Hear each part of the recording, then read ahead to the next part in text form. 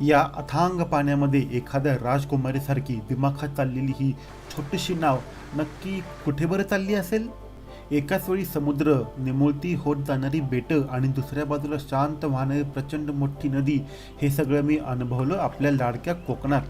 तुम्ही विचार करत असाल, पण थांबा, हे देवबाग किंवा मालवण नक्कीच नाही.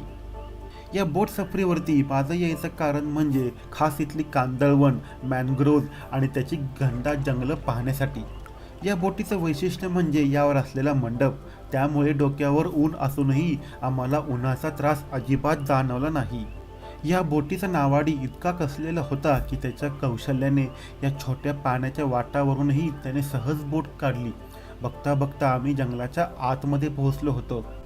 या बोटीचे मालक आहेत ललित देऊळकर. ते स्वतः सर्टिफाईड आणि लायसन्स होल्डर आहेत.